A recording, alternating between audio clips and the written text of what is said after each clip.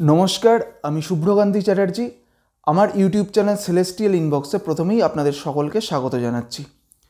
প্রথমেই সকলকে নতুন বছরের শুভেচ্ছা জানাই এবং 2024 সাল আমাদের যে 12টি রাশি রয়েছে সেই 12টি রাশির জাতক জাতিকাদের 2024 সাল কেমন যেতে পারে তার প্রতিটি ভিডিওর লিঙ্ক এই ভিডিওটির ডেসক্রিপশানে দেওয়া হলো এবং এই ভিডিওর যে আই বাটন বা আই কার্ড যেটা রয়েছে সেখানে আপনারা বৃষ রাশির জাতক জাতিকাদের 2024 সাল কেমন যেতে পারে সেই ভিডিওটির লিঙ্ক আপনারা পেয়ে যাবেন।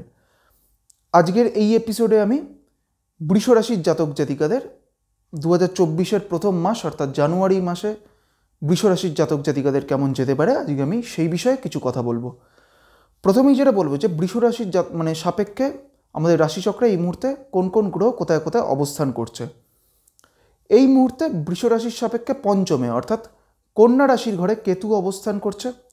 বৃষ রাশির সাপেক্ষে সপ্তমে অর্থাৎ বৃশ্চিক রাশির ঘরে এই মুহূর্তে শুক্র থাকছে এবং আগামী 18ই জানুয়ারি শুক্র চলে আসবে বৃশ্চিক থেকে ধনু রাশির ঘরে, অর্থাৎ আগামী 18ই জানুয়ারির পর বৃষ রাশির সাপেক্ষে শুক্র চলে আসবে অষ্টমভাবে এবং এই অষ্টমভাবই অর্থাৎ ধনু রাশিতেই এই মুহূর্তে অবস্থান করছে রবি, মঙ্গল এবং বুধ। এবং আগামী 15ই জানুয়ারি রবি চলে আসবে ধনু থেকে মকর রাশির ঘরে, অর্থাৎ বৃষ রাশির সাপেক্ষে রবি চলে আসবে নবমভাবে। বৃষ রাশির সাপেক্ষে দশমে অর্থাৎ কুম্ভ রাশির ঘরে থাকছে শনি। বৃষ রাশির একাদশে অর্থাৎ মীন রাশির ঘরে রাহু থাকছে এবং বৃষ রাশির দ্বাদশে অর্থাৎ মেষ রাশির ঘরে বৃহস্পতি অবস্থান করছে।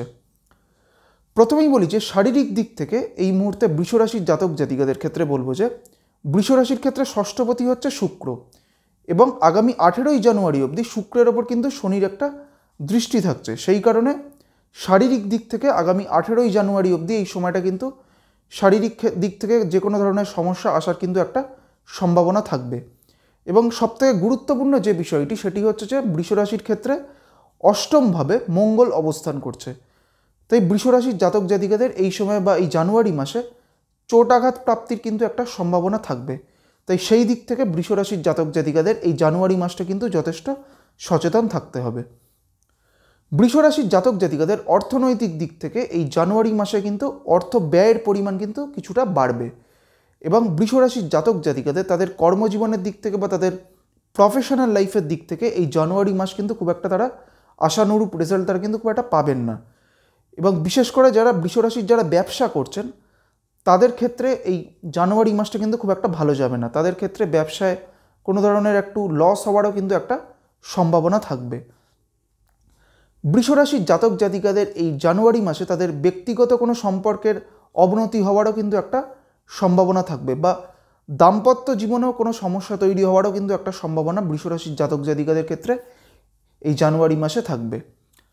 বৃষ রাশির যারা শিক্ষার্থীরা রয়েছেন তাদের ক্ষেত্রে এই জানুয়ারি মাস কিন্তু অত্যন্ত ভালো সময়।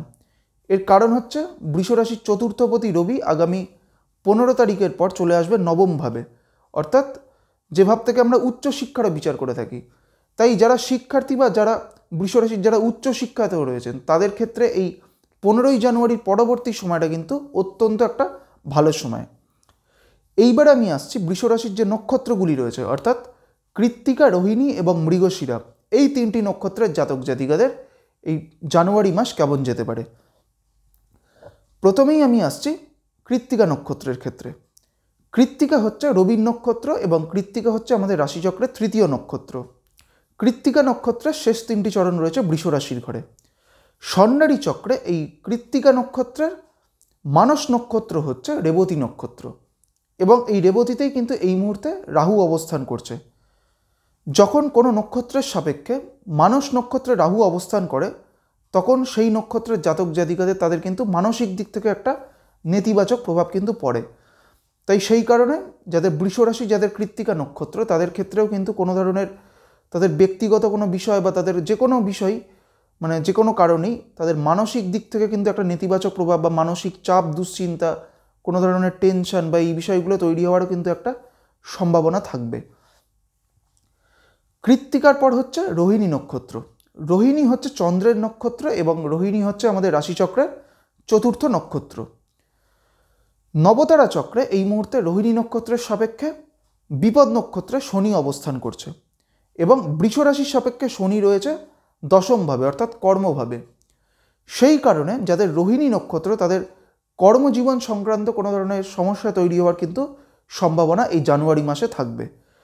এবং এর পাশাপাশি যাদের রোহিণী নক্ষত্র তাদের আর্থিক দিক থেকেও মানে কোনো বড় অঙ্কের টাকা খরচ হয়ে যাওয়ারও কিন্তু একটা সম্ভাবনা এই জানুয়ারি মাসে থাকবে। রোহিণী নক্ষত্রের জাতক জাতিকাদের উদ্দেশ্যে আরেকটি কথা বলবো যে এই সময়টা আপনারা কোনো ধরনের গুরুত্বপূর্ণ সিদ্ধান্ত খুব সচেতনভাবে নেবেন বা খুব গুরুত্বপূর্ণ সিদ্ধান্ত মানে নেওয়া থেকে কিন্তু একটু বিরত থাকারও আপনারা চেষ্টা করবেন। রোহিণীর পর আমি আসছি মৃগশিরা নক্ষত্রের ক্ষেত্রে। মৃগশিরা হচ্ছে মঙ্গলের নক্ষত্র এবং মৃগশিরা হচ্ছে আমাদের রাশিচক্রের বা আমাদের ন্যাচারাল জোডিয়াকের 5 নম্বর নক্ষত্র বা পঞ্চম নক্ষত্র। মৃগশিরা নক্ষত্রের ক্ষেত্রে বলবো যে স্বর্ণালী চক্রে এই মৃগশিরা নক্ষত্রের কর্ম নক্ষত্র হচ্ছে চিত্রা নক্ষত্র এবং এই চিত্রা নক্ষত্রতেই এই মুহূর্তে কেতু অবস্থান করছে। এবং এর পাশাপাশি আমাদের মৃগশিরা নক্ষত্রের ক্ষেত্রে স্বর্ণালী চক্রে বৈনাশিক নক্ষত্রে রাহু অবস্থান করছে। সেই কারণে মৃগশিরা নক্ষত্রের জাতক জাতিকা তাদের কর্মজীবনে কিন্তু কোনো ধরনের সমস্যা তৈরি হওয়ার কিন্তু একটা সম্ভাবনা থাকবে।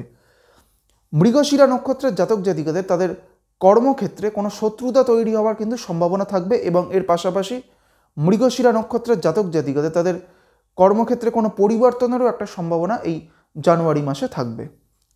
আজকে আমি আমাদের রাশিচক্রের দ্বিতীয় রাশি অর্থাৎ বৃষ রাশির জাতক জাতিকাদের এই জানুয়ারি মাস কেমন যেতে পারে সেই বিষয়ে আলোচনা করলাম এবং পরবর্তী ভিডিওগুলির মাধ্যমে পরবর্তী যে রাশিগুলি রয়েছে সেই রাশিগুলির জাতক জাতিকাদের এই জানুয়ারি মাস কেমন যেতে পারে সেই বিষয়ে আলোচনা করব। সবশেষে এটাই বলবো, আপনারা সকলে খুব ভালো থাকুন এবং সুস্থ থাকুন এবং নতুন বছর সকলের খুব ভালো কাটুক এটাই প্রার্থনা করি। নমস্কার।